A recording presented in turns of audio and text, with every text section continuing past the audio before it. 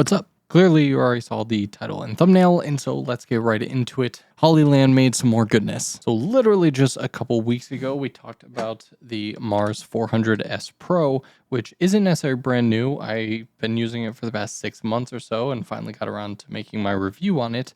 And Hollyland saw that and said, hey, we actually just released another brand new product that's a little bit higher end. Would you want to check it out? So what we have for you today is the Hollyland Cosmo C1. So purpose of this video is I want to showcase why you may go with the Cosmo C1 over something like the 400S Pro or any of the other competition. So first things first, we have the quick unboxing, which obviously I love when things come in.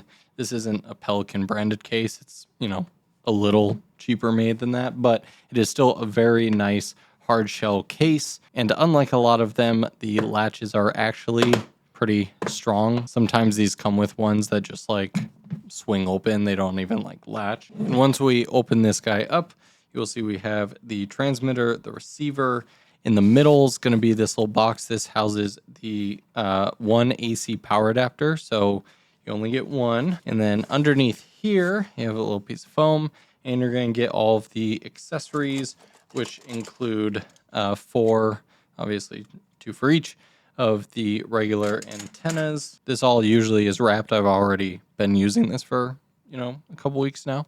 You get a little hot shoe adapter.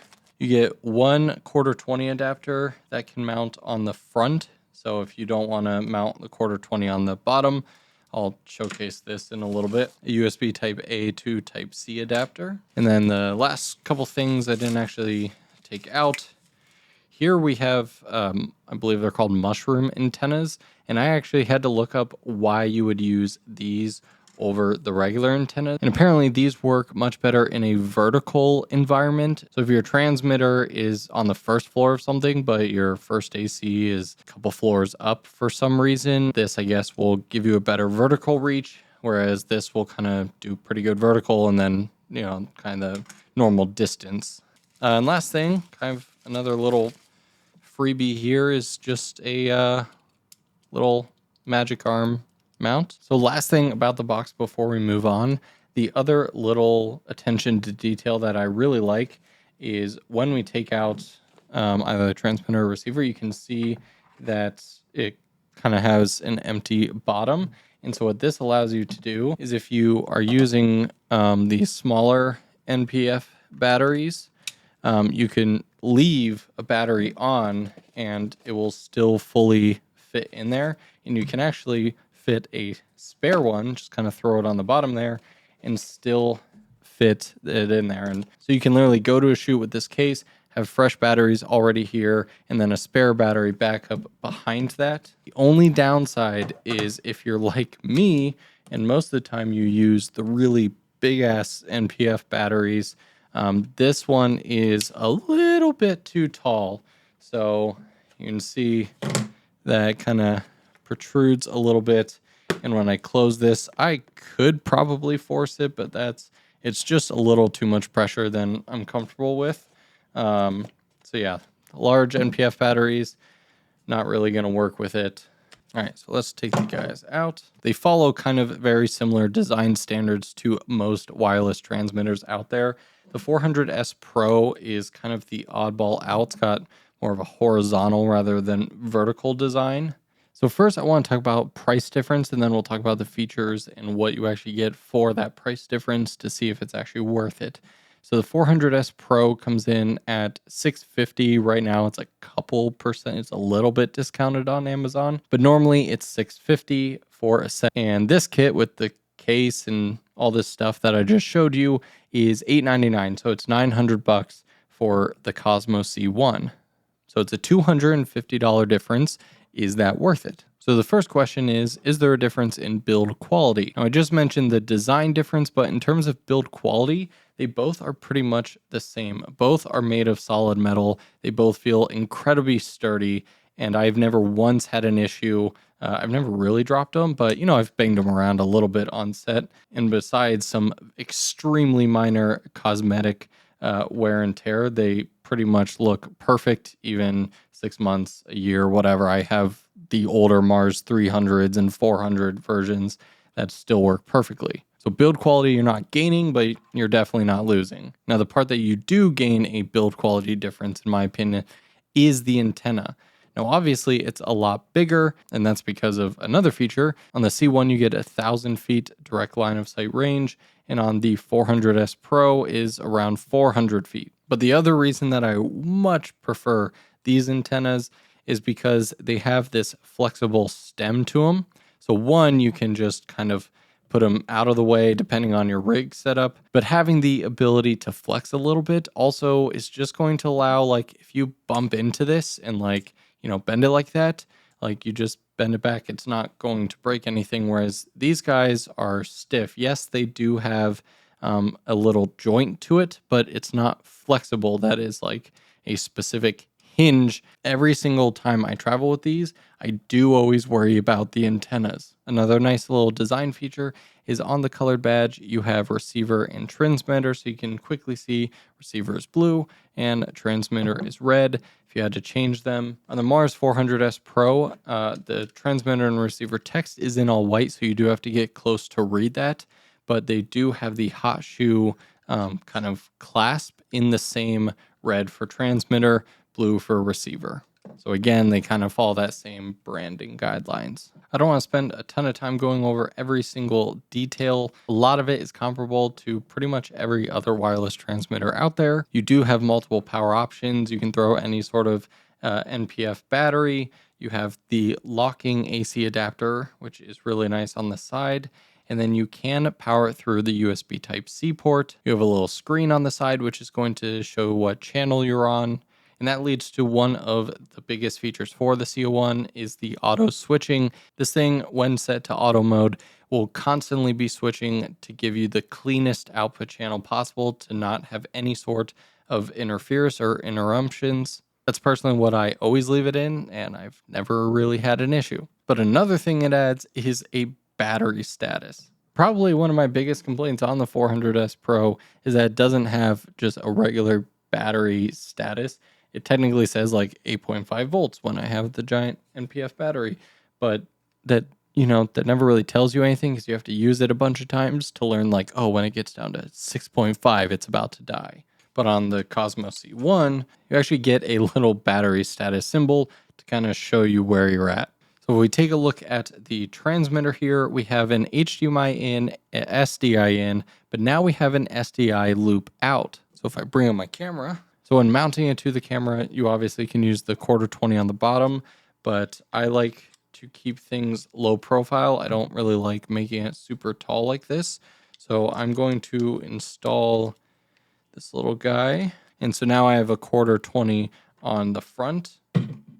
And it's cool because this V-mount battery actually has this little plate that comes off the side. All right, so now I have that little plate and boom, installs right on the back. Again, I could even bend these forward a bit, give them a little even more out of the way. And now you have a really nice professional setup. And of course, I could extend this even further by throwing this big NPF battery on the back, but that's gonna make this thing really long in the tail. And so what I prefer is on my battery plate, I just have a USB Type-C cable sticking out of the USB port. And so I'm just going to power it directly through the USB Type-C port on the back of this. That's going to draw power from the V-mount battery, which is also powering the camera. And so now I could switch this on.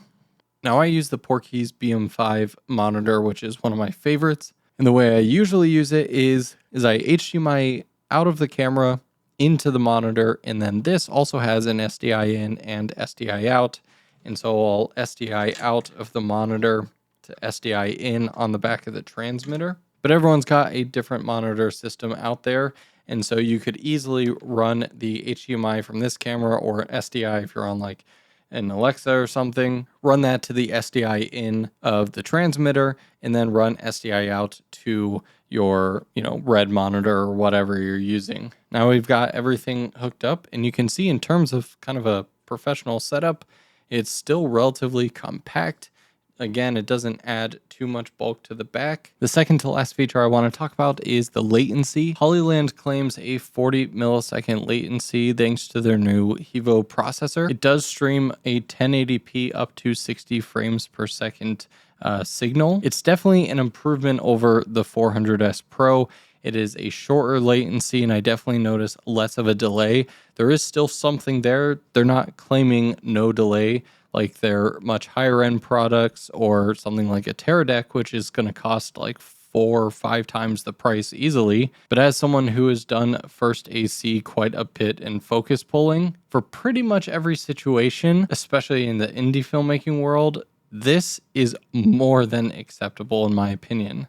And for the last big feature that I want to talk about, correct me if I'm wrong, but I believe this is a world's first for video transmitters. This has what is called embedded UVC, which allows you to directly live stream straight from this. So if you already don't have a capture card, you kind of have one included in this. And so what that means is I can take a simple USB Type-C cable, plug it into here, plug it into the computer, and then you can use any sort of streaming app you want. They just had a recent firmware update that allowed for many more. So places like OBS. I'm just going to show off Zoom real quick. So if I just simply go into my preferences and video, so we can see that defaults to the FaceTime camera. But if I click on the options, I can now see Sirius is plugged in. And now we see the live feed from the camera. So you can see this, and that's all cool. Now, not only is this good for people like me who have a camera set up over here and then the computer's all the way over there, so I don't have to run like a 20-foot HDMI cable, but it also gives you the ability to move around for your live streams. You could have a camera operator follow you around, in this case, for upwards of 1,000 feet, and literally live stream while getting some really professional quality mobile footage, albeit all while still recording locally to the camera if you wanted to turn it into an editing video later. So no capture cards, no HDMI, SDI interfaces and stuff, literally just a USB Type-C cable plugged directly in. It's basically as plug and play as you get. The only little asterisk with that is I did have to try a couple different USB Type-C cables before getting one to work. It's kind of the hard part about USB Type-C is not all cables are created equal. So if you have just like a Type-C cable meant for charging, that's probably not going to work. So this, I believe, is the like charging cable that came with my GoPro Hero 8. So you may have to play with a couple different cables, but besides that, connect it, power on the receiver, and pretty much just works. And that kind of leads me into my close. Hollyland has quickly become one of those companies that just plain old works. I've pretty much never had an issue with any of their products. And yes, while they aren't zero lag or zero latency devices in this price range, they're getting pretty close to it. And with new features like SDI loop out, the 1,000-foot range, the redesign, and then of course the USB Type-C connector straight to being a capture card basically. So for the $250 difference, if you can swing it, it is 100% worth it in my book, pretty much just for the SDI loop out alone. But of course, I'd love to hear what you guys think down in the comments below. And of course, if you like this video and want to see more, don't forget to get subscribed. Helps me out a ton. Thanks so much for watching. I'll see you in the next video.